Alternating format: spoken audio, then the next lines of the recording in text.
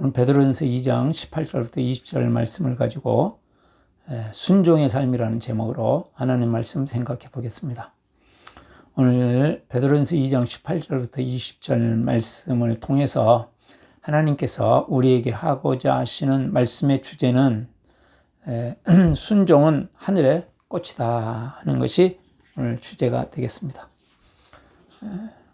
누구든지 순종하는 삶을 살면 꽃처럼 하나님 보실 때는 아름다운 삶이다 하는 것이 되겠습니다. 왜냐하면 예수님이 순종의 삶을 사셨기 때문입니다. 그것이 지금 쭉 전체적으로 흐르고 있는 말씀인데 19절 말씀은 부당하게 고난을 받아도 하나님을 생각함으로 슬픔을 참으면 이름 아름다우나. 또 20절에 죄가 있어 매를 맞고 참으면 무슨 칭찬이 있으려. 그러나 선을 행함으로 고난을 받고 참으면 이는 하나님 앞에 아름다우니라. 사환이 하나님을 생각하면서 하나님 앞에 순종함으로 사람들에게 순종하는 삶을 살 때 그것은 아름답다, 아름답다. 계속 말씀하죠. 아름다운 꽃처럼 아름다운 삶이다. 하나님 나라에서는 순종이 아름다운 꽃이다 하는 말씀을 하고 있어요. 왜 그렇다고요? 예수님이 순종의 삶을 사셨기 때문에. 예수님은 철저하게 하나님으로부터 하나님의 뜻을 들으셨고 하나님의 말씀에 철저하게 순종하는 삶을 사셨습니다. 이것이 예수님을 닮아가는 삶입니다. 그래서 예수님께서는 사람들을 섬기고 또 살리는 삶을 살으셨죠. 자, 이때 당시 사환 18절 말씀 보시면 사환들아 범사에 두려움으로 주인들에게 순종하되, 여기서 사환들은 일반 노예와는 다른 집안에서 일하고 있는 하인들입니다. 이때 당시에 사환들 중에서 많은 사람들이 예수님을 믿었습니다. 예수님을 믿는 이때 당시에 노예나 사환은 두 종류가 있습니다. 하나는 집주인이 예수님을 믿어서 믿는 사람들입니다. 그래서 집주인과 함께 예수님을 믿기 때문에 예배를 드린다든지 신앙생활을 하는데 많은 그 장애물들이 사라지죠. 그러나 집주인이 믿지 않는 사람들도 있었습니다. 이들은 신앙생활을 하기가 참 어렵죠. 왜냐하면 소속이 지금 집이고 집에서 활동하고 모든 것들을 주인의 통제 아래에 있어야 되는데 주인은 이방신을 섬기고 세상 법을 따라가는 사람이고 사환은 하나님을 섬기고 예수님을 믿고 예수님을 주인으로 섬기는 삶입니다. 그렇기 때문에 주인과 부딪히는 것이 한두 가지가 아닙니다. 신앙생활을 하는데 여러 가지로 어렵습니다. 그래서 초대교회 때 예배를 보면 예배 시간을 정확하게 정하지 못합니다. 대강 정해놓고 지금 우리가 목장 예배 시간 정하고도 오는 시간이 다양하듯이 그때 당시에 도착하는 시간들은 다양했습니다. 왜 그럴까요? 사환들이 자기가 시간을 정해놓고 자기가 주관적으로 움직일 수 있는 상황이 아니었기 때문입니다. 그 사환들에게 이렇게 자기의 인생이 달려있고 모든 것들이 주인의 손에 달려있는 이 사환들에게 지금 편지를 쓰면서 베드로전서를 통해서 하나님께서 하시는 말씀입니다. 주인들에게 순종하라, 그렇게 말씀하고 있습니다. 주인에게 순종하라는 것입니다. 특별히 선하고 관용하는 자들에게만 아니라, 그러니까 주인이 예수님을 믿어서 예수님의 마음을 가지고 종이지만 사환이지만 잘 대접해주고 섬겨주는 그런 자뿐만 아니라 또한 까다로운 자들에게도 그리하라 그랬어요. 까다로운 자들에게도. 그게 무슨 말씀입니까? 예수님을 안 믿는다는 거죠. 또 뭐 믿는 사람도 있겠지만 아주 인간적이지 않아요. 매우 부당해요. 수많은 일들이 있어요.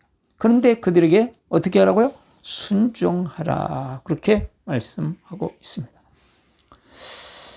이들에게 자, 그러면 노조를 조직해라. 그리고 권리를 되찾으라. 그렇게 말한 게 아닙니다. 순종하라. 이때 당시에는 일반인들도 신앙생활하기가 참 어려운 시절입니다. 하물며 사환은 정말로 신앙생활하기 어려운 이때입니다. 그럼에도 불구하고 이때 당시에 사환들 중에 예수님을 믿는 사람들이 꽤 많았거든요. 이들에게 뭐 하라고요? 연대해서 권리를 되찾고 뭐 주인을 살해하고 이런 거 하지 않습니다. 오히려 주인에게 순종하라 이렇게 말씀하고 있는 것이죠. 주인에게.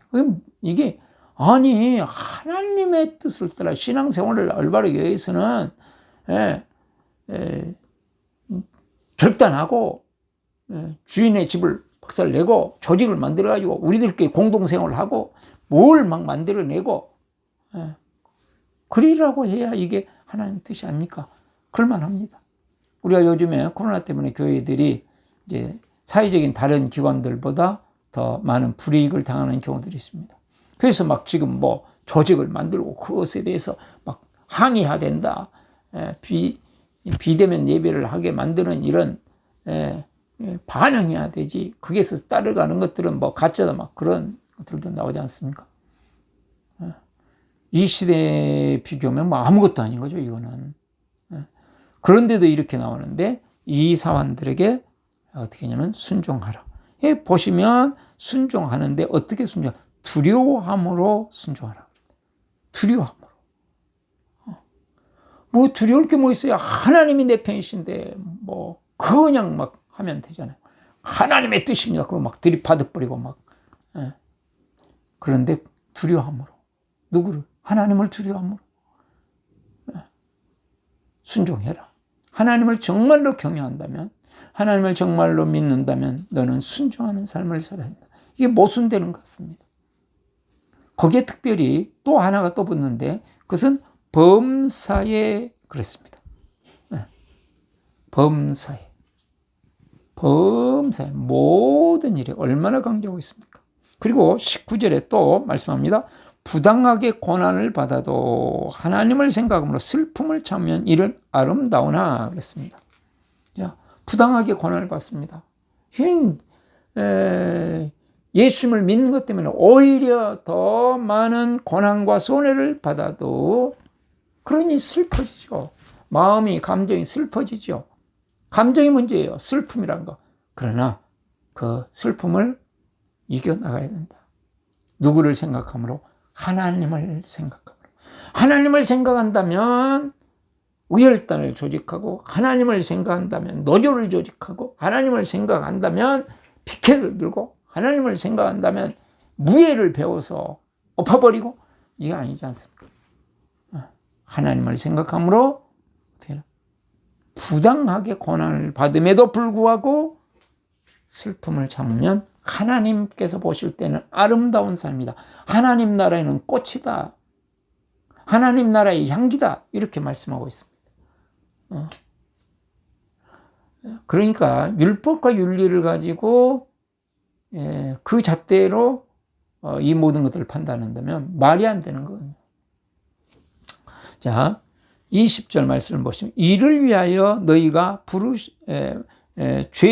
죄송합니다. 죄가 있어 매를 맞고 참으면 무슨 칭찬이 있어요? 너희 죄 때문에 매를 맞는 건 그런 것은 뭐 칭찬받을 일이 아니나 그래서 하나님 앞에서 칭찬받을 걸 생각해라. 이 말씀을 하고 있다. 그러나 선을 행함으로 고난을 받고 참으면 이는 하나님 앞에 아름다우니라. 선을 행함으로 고난을 받고 참으면 이것은 하나님 앞에서 아름답다. 하나님께서 보실 때 아름다운 것이다.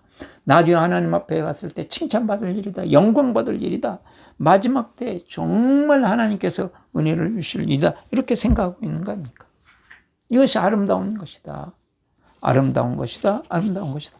왜 하나님께서 이렇게 베드로 사도를 통해서 반복적으로 순종을 아름다운 것이라고 계속 강조하고 가실까요? 부당한 거, 까다로운 사람, 순종하기 쉽지 않기 때문에 그렇습니다. 누구에게나. 그래서 많은 훈련이 필요하고 다시금 도전하고 다시금 도전해야 될 것이기 때문에 강조에 강조를 하고 있습니다.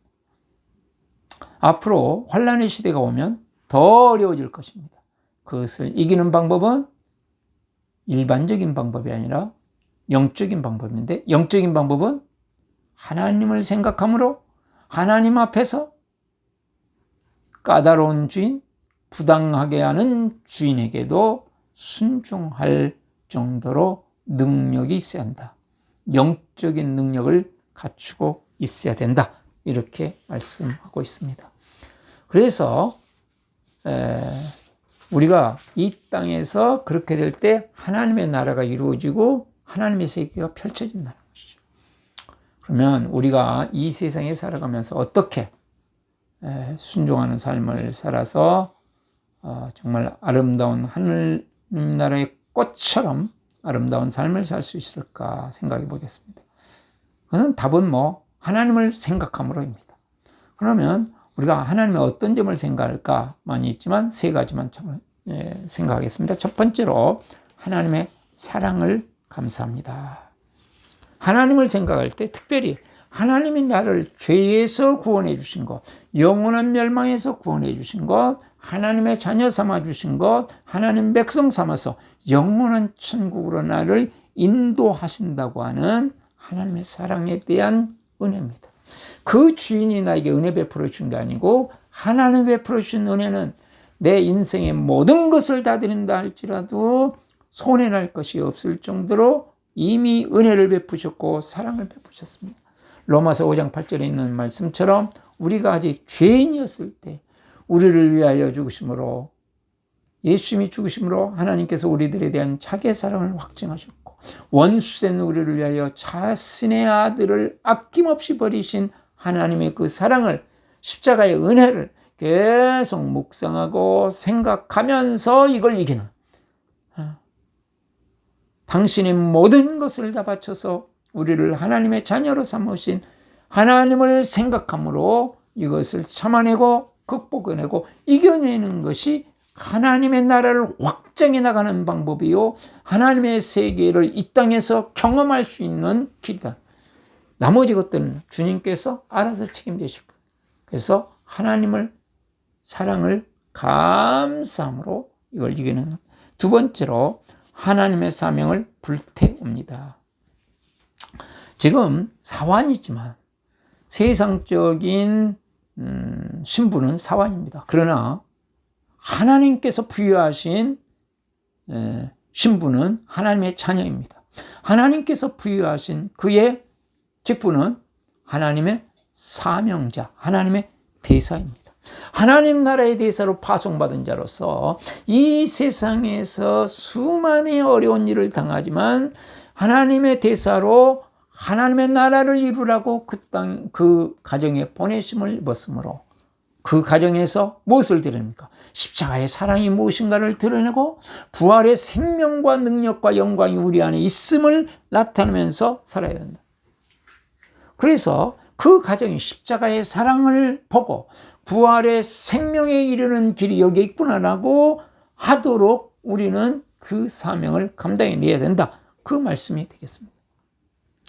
예수님께서 이 세상에 오셔서 십자가를 지신 목적이 여기 있고 부활하신 목적이 있습니다. 이것을 사환이라 할지라도 이제는 자부심을 가지고 내 인생이 왜 이런가? 나는 뭐가 부족해서 이런가?